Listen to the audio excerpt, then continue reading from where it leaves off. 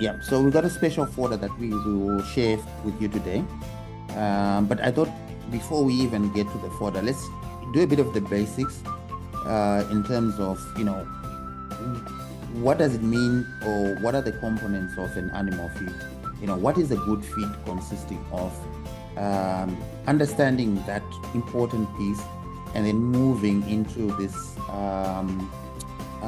special fodder that we're going to talk about. So you'll find in a lot of group discussions, you find people talk about crude protein. I think that's the most popular one that people will talk to. It's important because it's probably it's the most expensive one of the fodders that you have around. So you'll find a lot of farmers will gravitate to it. So bear with me. I want to take you through some very basic concepts around animal feed. And then we can get to, once we get through those basics, we can then outline this fodder that we want to showcase. And it will also help you evaluate after this exercise what really is a good feed. If you want to buy grasses, so you find people say, should I buy Rhodes grass? Should I buy a Panacinium Max? Should I buy Banana grass? Should I buy Super Napier? People are not really evaluating the grasses based on the data that is there. So this will help. I think the first part will help you after this be able to understand what's a good feed and be able to understand what's a good fodder based on the data that you have. So you don't have to wait to say, well, Prudence is growing Rhodes grass, therefore I should grow Rhodes grass. Do your own analysis from that perspective. So bear with me. I'm just going to take you through the basics, and then we can get to my graphs. I've put in two little quizzes in the presentation. There'll be special treats for those that get the answers right. So I'm giving away some Super Napier grass or Pachong. If you get it right. I'm also giving away some of the Sesban seeds that we're showing today. So if you can answer that correctly. So I'll ask Sufiso just to take a tab of it. So if you can put, when we get to the quiz, if you can put the first correct answer in the chat, and then Sufiso can just give me the name of the person who I'm going to give the prize money. So there is, little treats for us paying attention for today. Okay, so moving swiftly away. Let me start with my slide. Okay, so this first one is talks about dry matter. So I think with the rain season now, we're seeing a lot of grasses that are green. When we look at feed, we don't look at it, we only look at it from what's called a dry matter basis, i.e. without any water.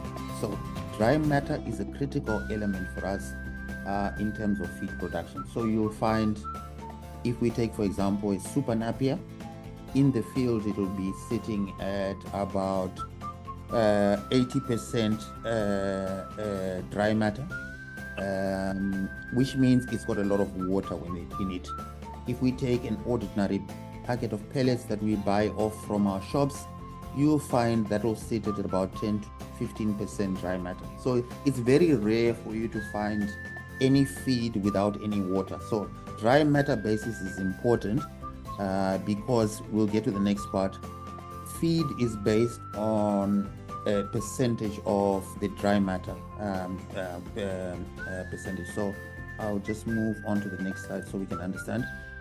So I've just given some basic examples here of what is the dry matter basis. How much water is in your feed? Okay, so water doesn't give any nutrients.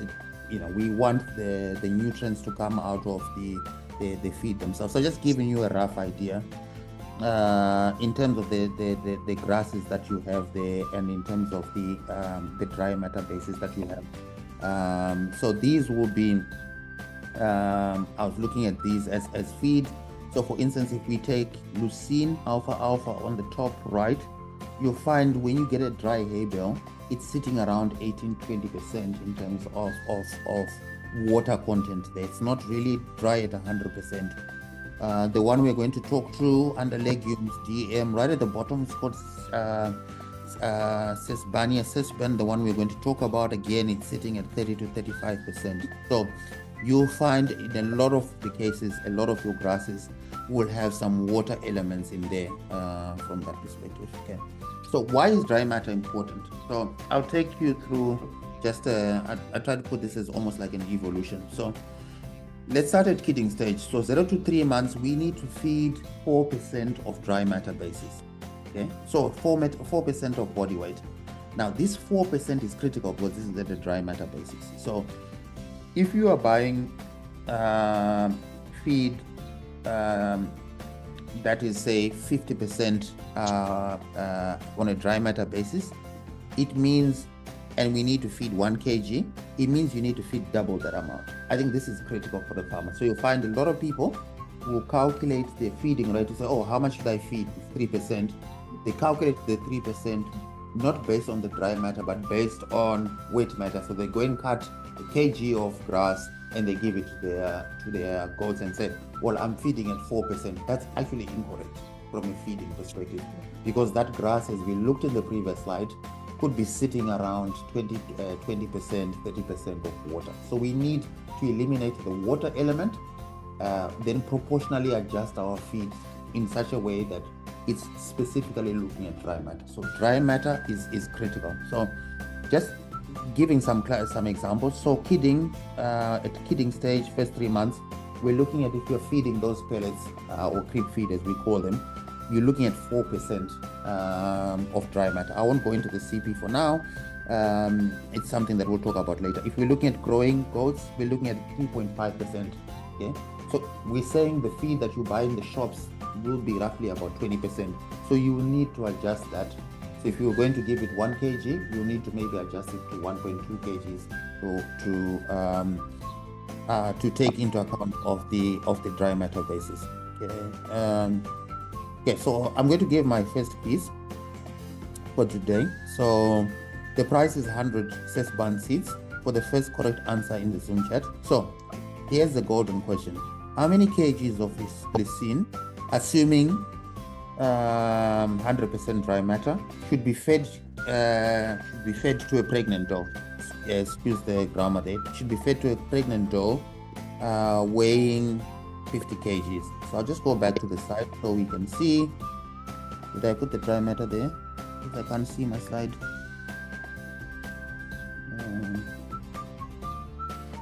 Okay, so if you can have a look at that, put your responses in, and then we can look at it. So I've given how much DM, because I can't see the corner of the slide.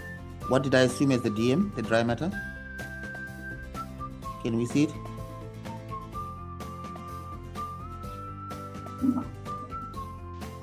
I assume 20%. Oh, 20%, because I couldn't see with the names there. So assuming 20%, how much should we have there? So if we go to the pregnant does,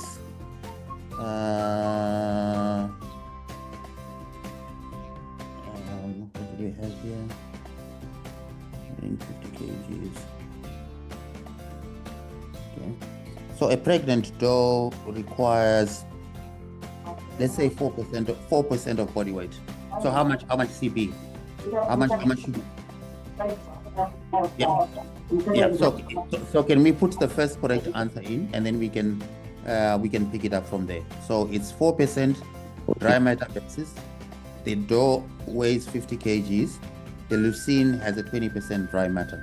How much feed, 4%, should we feed this doe in terms of pellets or whatever that we're feeding? Let's put in the answer within the Zoom chat, and then we can take. So the first one that puts in the correct answer, we can pick after the presentation, and we can give them the seeds there. I don't know, is there any questions around? So dry matter, like I said, is important. The next one we're going to look at is crude protein. I think this has been talked around a lot by a lot of farmers. It's topical within the goat groups. It's what a lot of farmers focus on. It's the most expensive component. So I'm not going to dwell a lot on it, because I think it's been done justice in the groups. Yeah, now we start getting into a little bit of technical questions, elements here. The next one is what is called a neutral detergent fiber. Now, this one here, and I want to keep it simple so farmers understand, so we can talk about hemicellulose and all of that. let's keep it simple. All this does is tells you how palatable your food, your feed is. If it is below 40%, that grass or feed is palatable. Okay. If we have two feeds, one has an NDF of 30%, one has an NDF of 50%. Okay. Your goat is going to eat the one with the NDF of 30% first than the one with 50%. That's all that it means, and that's the takeaway that I want. So when we start evaluating grasses, this is critical because it affects intake. So you will find your leucines have a very low NDF, meaning your goats will gravitate to them before they go and eat a Rhodes grass, which is an NDF of about 45 or 40. So it's just a concept that I want us to grasp. So this is a key concept. You can look at the technical elements there, and the baseline for you is 40%. So if you have an NDF of below 40, know that grass is palatable or that fodder is palatable. So when you start evaluating your fodders, you can use that. Okay. The next one is what's called an acid detergent fiber.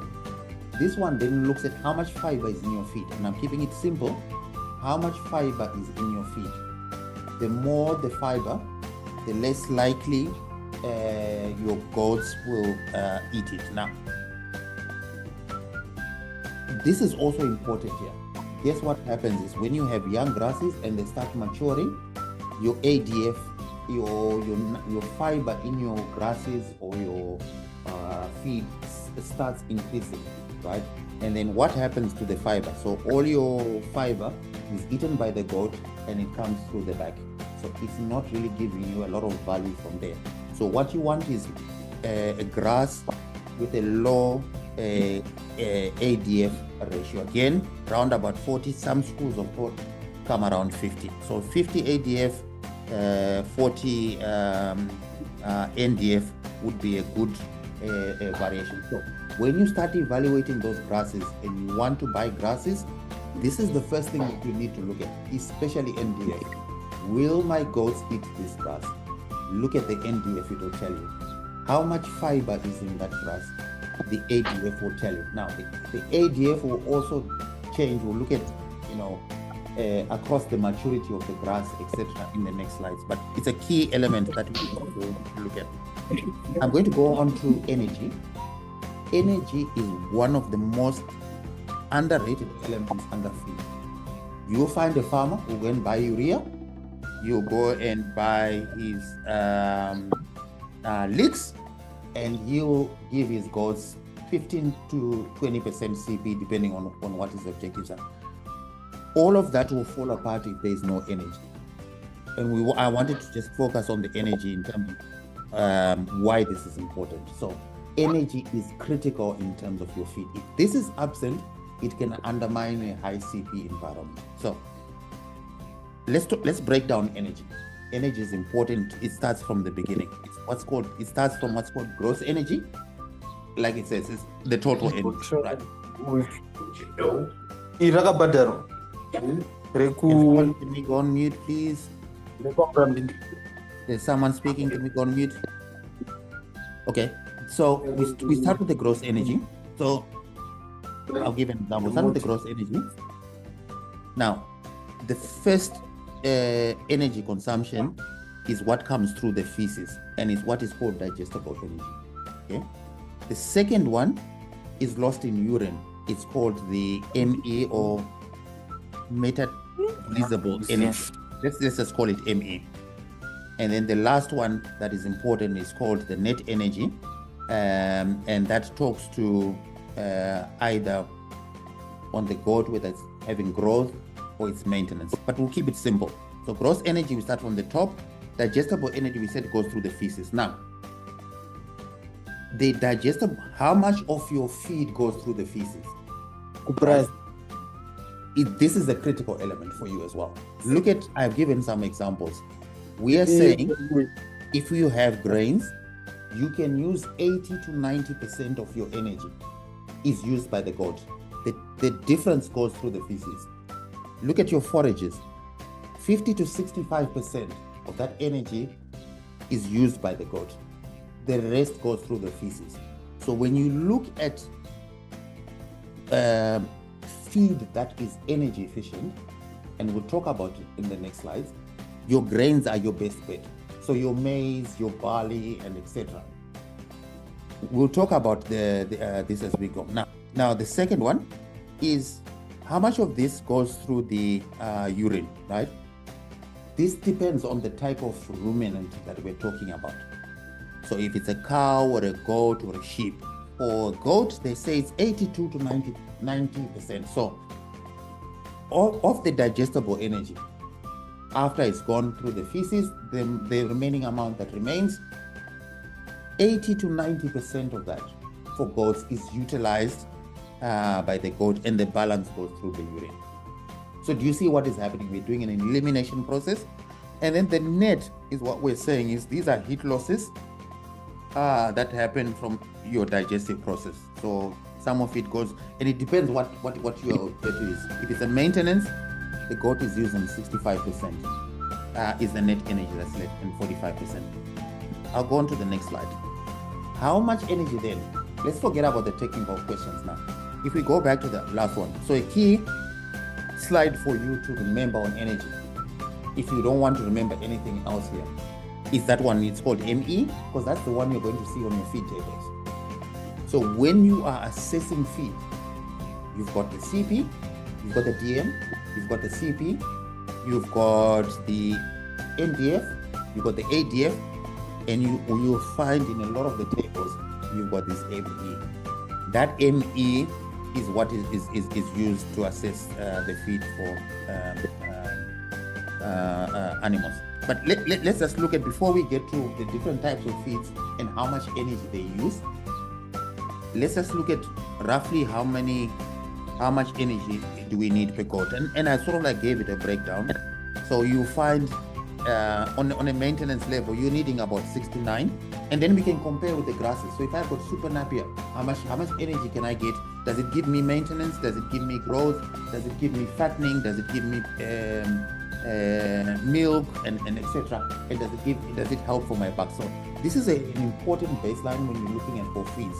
So you can use that to say, will my feed give me the energy that I need? So I've just given an example, and I can share these afterwards as well. Let's look at the ME table, right?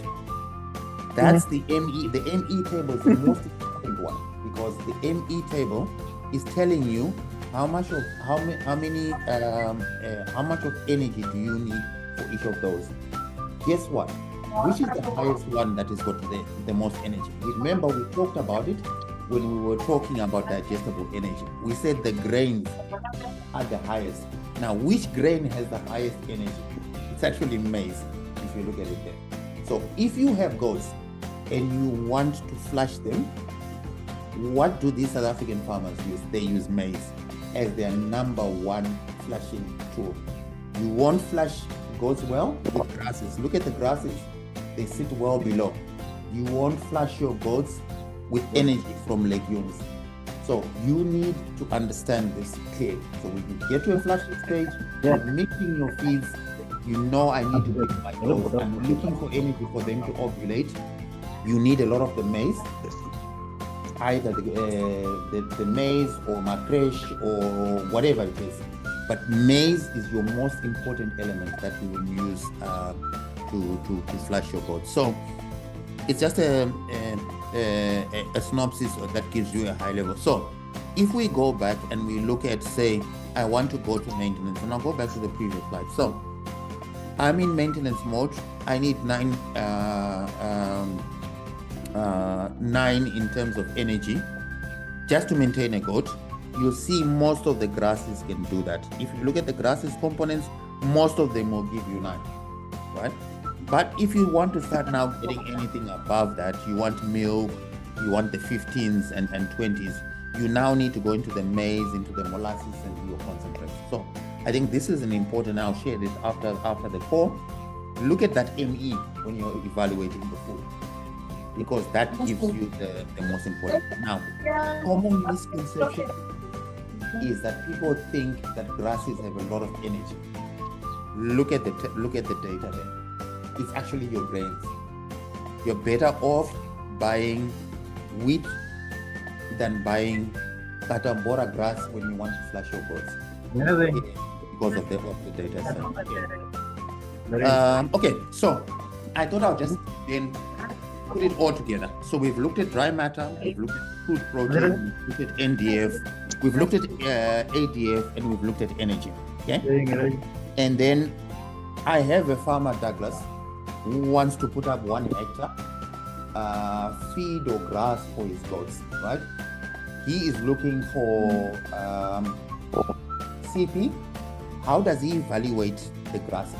Okay, 99% of the time, you'll find the farmers will focus on the second column, CP.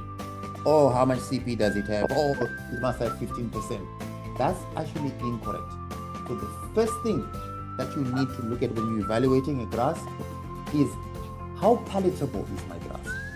So NDF for grasses is your first port of call when any grass that you try and you're trying to establish. If it has got a lower NDF, you do that. That is your best grass to plant. Then you can also then look at now the CP, and then you can also look at the fiber and etc. But it's a nice way of coming up and evaluating your grasses. So when we evaluate our fodder, next year we want grains, next year we want plant grasses. Let's not focus on the CP. Let's look at all of those individual components holistically, because some feed components give you energy, some feed components give you CP, some feed components give you a fuel factor or palatability in terms of intake. So those are the 3 things. So if we look at CP, your legumes rule the roast. So your velvet beans, your labs, your ricin. We'll talk about Sesban is the one we're going to talk about. Those give you the CP that you need. Okay. If we are looking for energy in our feed, your grains are your best edge. They'll give you the highest energy levels for your goats. And finally, if we are looking at something that will help intake in terms of our goats having enough in their rumen to ruminate, and palatability in terms of those goats eating it, from a grasses, look at the NDF and then also your CP. So remember, grasses don't really give us CP. They do, but it's not their job. Their job is to fill the bellies of our goats. And then within those bellies, there's obviously they'll break down the CP and etc. But we need to fill the bellies. So your goats has to eat that grass. It has to have a good NDF. There's no point you planting a grass with an NDF of 75, because it means your goats won't eat that grass readily. So always look at that holistically. And then I have the last piece. This, for each one, I'm giving away 25 super Napier shoots for the correct answer in the Zoom chat. Which grass should a farmer plant that will have the highest palatability for his goats? So I bring it back. So if I want my goats to eat from the grasses that I've given you here, which grass should the farmer plant? Put it in the chat, and then the first one to put the correct answer will get the 25 super Napier shoots. Okay. Then the next one. The next one is, which is the best high-rich energy feed a farmer can touch their doors as part of a synchronized breeding process? So, which one of these ones here? I want to flush my doors. I want them to ovulate and go pregnant. I need energy. Which one of these should the farmer plant that will give it? Should the farmer feed to give them the higher energy level? So you can put those in. Right. So I think that was I thought I'd give that as a basic start, so that when we evaluate our food, we're not taking a one side, how much CP is it? Yes, CP is nice, but let's look at it holistically.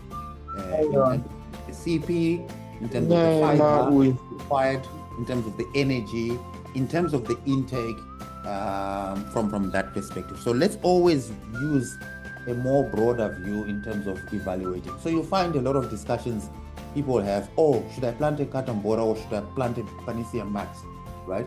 It's always, oh, which one has a higher CP? That's actually the incorrect question here. On grasses, remember, we said, which one will have the highest intake? And you find in a lot of cases, if the goats gravitate to eat that grass, it's good grass, it's quality grass. It's talking about the quality. NDF is talking about the quality of the grass. So it should always be our top priority when we look at it. And you'll find the CP for grasses is not very variable. It will be 10 to 15%, depending on what it is. They will all have roughly the same CPE. The only thing that they will differ from is whether you go to eat it first or to eat it last. You want a grass in your paddocks that your goats are going to greedily gobble and gain weight from. NDF is your way to go. Okay, so second part of this, I wanted to talk to, it's called Sesbania Sesban. I've just put in a little picture there. I was in Zim in January, and I actually saw this firsthand. I just bought the seeds, planted them. This was our first time that we planted them. I didn't think it would grow this big. I didn't think it would be something that would be useful for the farm. It was something that we planted and we said, oh, let's see how it goes. We planted half a hectare of it,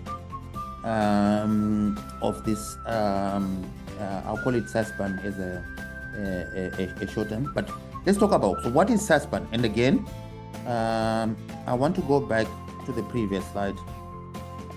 Remember, we must evaluate feeds based on those criteria. So I've got it as a legume. It's called Sesbania Sesban. I think it's column from the bottom 1, 2, 3, 4, 5, 6. I think it's 6 from the bottom. From a dry matter basis, when you dry it, you're looking at about 85 to 90%, which is really good because it means it doesn't have a lot of water. Okay. The CP, really, really good as well. It's sitting at 18 to 25%, which is fantastic. If you want high CP feed. Look at that NDF. Will my goats eat Sesban? And I'll show you just now. Oh boy, would they eat it. They eat it madly, okay? Because that NDF is so low, okay? Then the second one is, well, how much fiber is in the Sesban, okay? You find it will have very little fiber, 30 to 40, good ADF as well. So it means very little is going out through the feces as fiber. Yeah.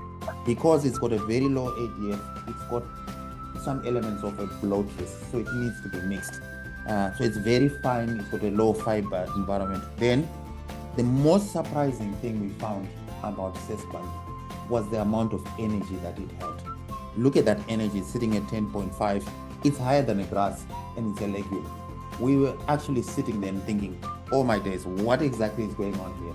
How can we have a legume that's providing more energy than a grass from there? What that also means is, from a silage perspective, it's a perfect legume for you to silage because it has a lot of inbuilt energy that you can use and you don't need to add a lot of molasses. But so I thought I'd just give you that data sheet in terms of how we looked at Sesban and why we actually chose it. High CP, high energy, high intake, low fiber. The fiber was the only thing that it didn't have. But the ADF, remember we said, anything under 40 is still okay. We can always mix with other legumes. So that's the data sheet. So what is Sesban? Okay, so Sesban, and I'll make it short and sweet. For some of you who have planted what's called sun hemp, I did that sun hemp last year in the drought. Just before the drought, we planted it in December. I think in February we had a bumper harvest. Same thing, grows upright, drought tolerant. We call Sesban sun hemp on steroids.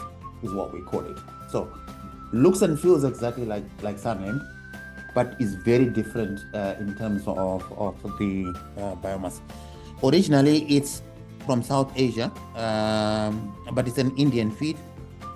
Out of this story, I was watching something on YouTube, I think about a year or two ago, and I saw it, and I was like, oh, this looks nice, and the goats were grazing it. And that's when I sort of like started looking for it. And then last year is when I managed to get the seeds and we planted them. I'll show some videos maybe if we have some time after what the seeds look like and more visuals on it. Okay, I'll share a video. So I took this at the farm. It just gives you a view of what does Sesban look like, and etc. So I'll just share just a quick video, and then we can have a look at it.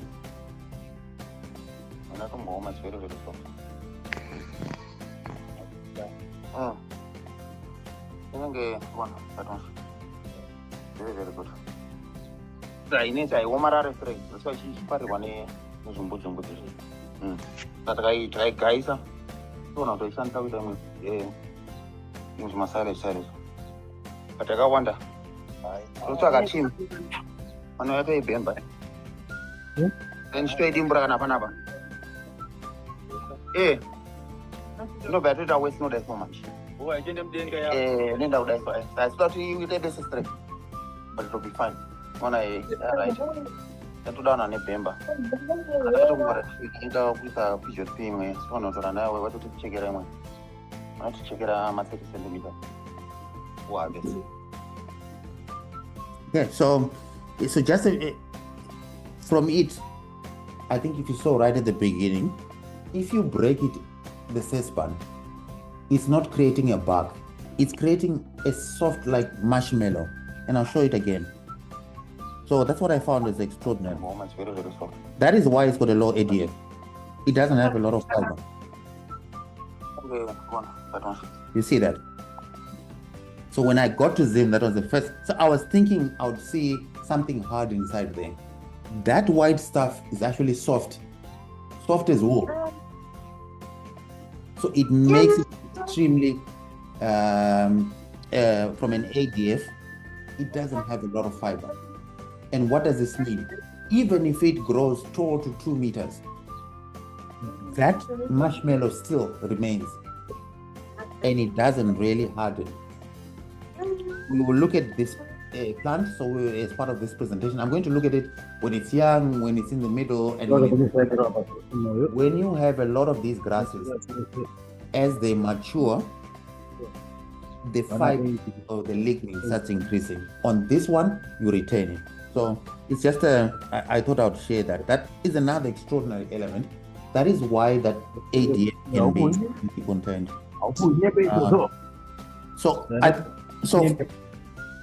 So the next one I wanted to show for us is, okay, so Sesban, what does it look like? Okay, we looked at what it looks like, but what does it mean in different growth stages? Okay, and this is another fallacy. So someone selling you grass, I'm Douglas, I'm selling you rose grass, and then you say to me, oh, what is it?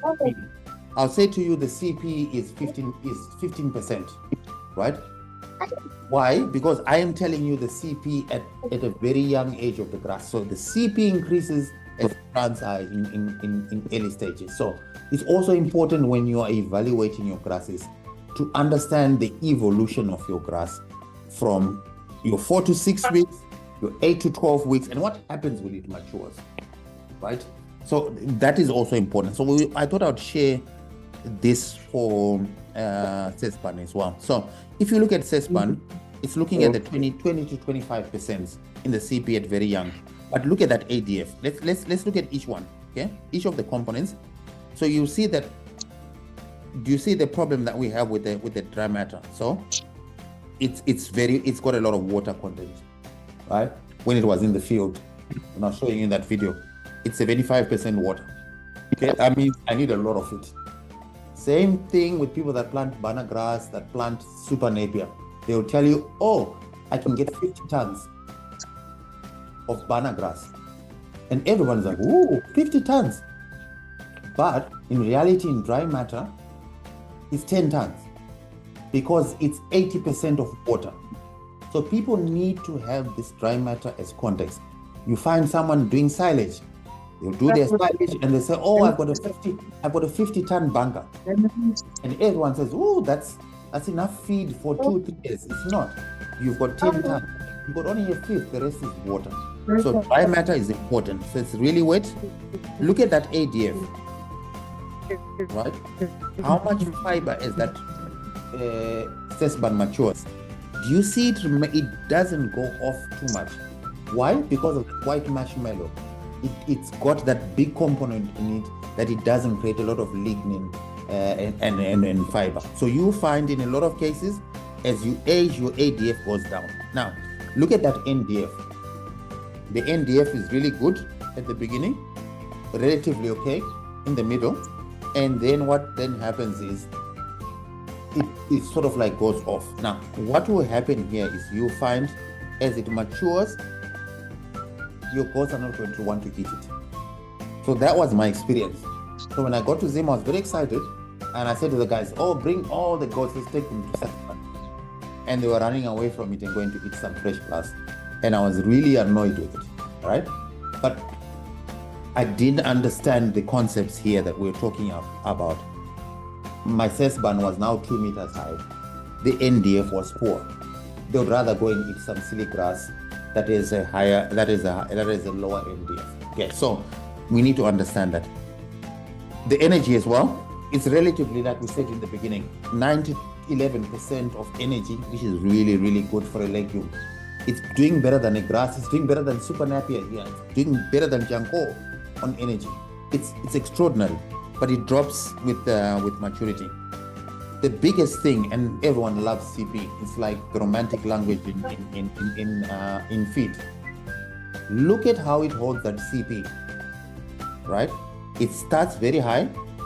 Look at greater than 2 weeks. It holds it, let's say 14% on a worst case. You're not going to get a grass that even gives you that. So this is really, really good from our perspective. It means I can cut it at 2 meters, put it in my silage. The only problem that I'm going to have is my goats will not want to eat it because of that NDF.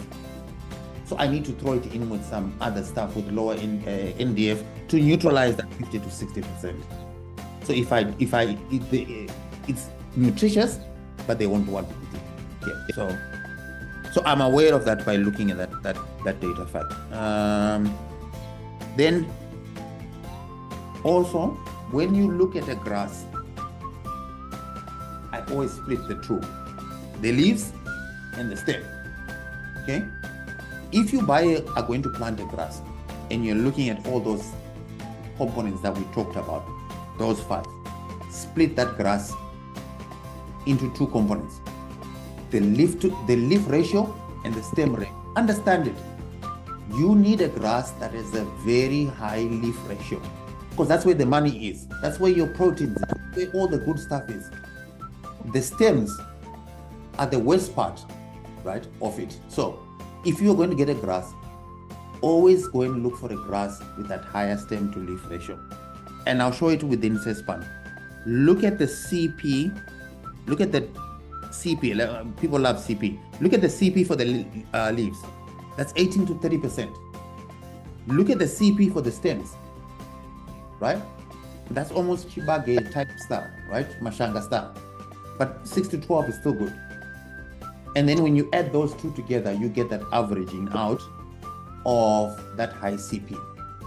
So when you evaluate a feed, always try and split that in. Now, if you look at the NDF, the NDF will always be better on the leaf. So your goats will go and eat the Sesban leaves before they touch the stem. Makes sense, because that ADF is higher. You're going to get less fiber on the leaves than on the stem. Look at that, same thing, makes a lot of sense. And then look at the energy, it's in the leaves. So I've seen a lot of people now harvesting velvet bean. Where's the money? The money is not on the stem, the money is on the leaves. So when you're cutting the velvet bean, make sure that the guys that are cutting it are preserving the leaf material when they're cutting, because that's where the money is at. So just another tip as well from a fodder perspective. So always look at that as well. Split it into the leaf to stem ratios and understand what that looks like. What is the yield per hectare? 6 to 12 is what they're looking at. And do you see what's happened here? They've said 8 to 12 tons per hectare. That's wet. Really, in terms of dry material that's available to feed your goats is 3 to 5 tons. Okay, so it's important for us to understand that dry matter again. Protein yield, yeah, that's still fine. And then harvesting every 8 to 12 weeks. Yeah, that's so I'm doing that every 2 months to 3 months. You can harvest. What else do they want to share? Oh, so how would I feed a Sesban? Okay, that was the other one I wanted to share. And how are we feeding our Sesban? So I think we know all as Africans that you need your sadza and you need your vegetables and you need your murio, right, or relish. So it's the same concept again when you're doing feed for your goats, right? So we try and look for the protein, which we could equate to your meat. We also look for the green stuff, which is your grasses. And then we also look for the sadza or pap, which is your energy feeds. Okay. Now, how are we doing our feed for now? So we're doing 30% of Sesban with some super nappy and Mombasa grass, and we're using that. So our Sesban would be our meat. We're using the super nappy in Mombasa again as the as our vegetables. We also have some pigeon as well, and then we're trying to balance out our energy levels with some molasses as well. Okay, because our farm is very acidic. We don't do a lot of maize doesn't do very well from us, but it's being lazy. We can buy macresh and throw them onto that. So I would add in, based on our discussion, I think to be more balanced, we get masese, which we use as well to throw onto this. So masese, remember, is barley, and we went back to the chart. We said, where are those grains? Those grains are high energy. So a masese would do very well for us there because it would balance out our energy level. This feed would be okay, but it's low in energy. It doesn't have the grains to give us the output that we need. So we need to throw in the maseses or throw in the maize. Okay, so you should be able to evaluate when you come up with your feed to say, do I have protein? Do I have fiber? Do I have energy based on that, from that perspective? Okay. Then what does it look like when I feed? This feed, I've broken it down for you so you can understand it. And I've made it an assumption that to say I'm cutting the feed at 4 to 6 weeks at early growth stage. Look at what happens to that CP and etc. But look at the composite values. So I'm getting when I mix all of that together, I'm getting a composite DM of 26.8%, which is still very wet. Okay, it's still very wet. It means I need to feed 4 kgs of feed where I need to feed 1 kg 4 times because my feed is very wet. Okay, then my CP is very high because I'm cutting at a very young age.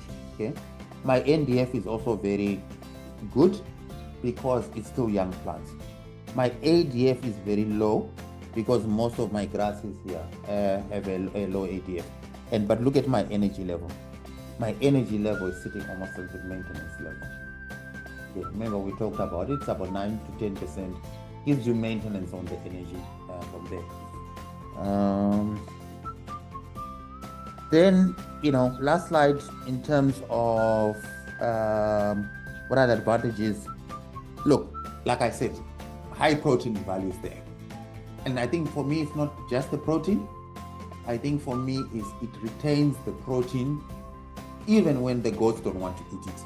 6 to 12 weeks. So I'm sitting at 14% on a 2.5 meter Sesban that I can chop down and dry and use as base feed and pellet. That's how I'm going to use, some of it as it hardens. big advantage for me is that it retains a lot of that. And we talked about the energy. We said it's amazing because it's got high energy value for a legume. It's got more energy than a grass, which is extraordinary in itself. Fast growing, yeah, I think, that, like we said. And then I didn't share the video, but we are growing Sesban in a wetland. I think, Sifiso, if I have some time, I'll share a video afterwards where we are growing this thing in 100% swamp. It's a wetland that is wet throughout the year. And this Sesban is where it's growing. So it's an area where I never thought I would grow anything.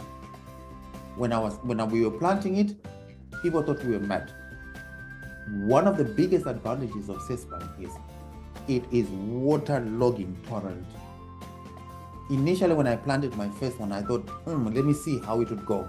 I wasn't sure when it started raining because the water table started raising. When I got to Zim in Zimbabwe, I was in gumboots. It was waterlogged, but thriving. But it will also do well in a dry land as well. So if you have any wetland at your farms that is not productive, right, it's a nice place to throw Sesban. How much are you buying Sesban? We'll talk about that. Will you buying Sesban seeds? 1,000 for $10. That's what, 1 cent each. Oh, it's 0.1 cents. I don't know the maths there. Yeah, but $10 for 1,000 seeds. We can talk about the suppliers that sell that. It's not a heavy investment. What are you looking at for a hectare? You're probably looking at about 10 kgs. You're looking at $100 to throw in. The seeds are black. They are fast germinating. They're almost like velvet bean seeds. No fertilizer, none of those frills. You can actually also use a grass herbicide if you put it in a non-wetland. So you can use that, and because it's a legume, it will survive. I think that's for me is, and then we said that nitrogen fixing. So if you're looking for free nitrogen, this thing will pump in nitrogen into your environment.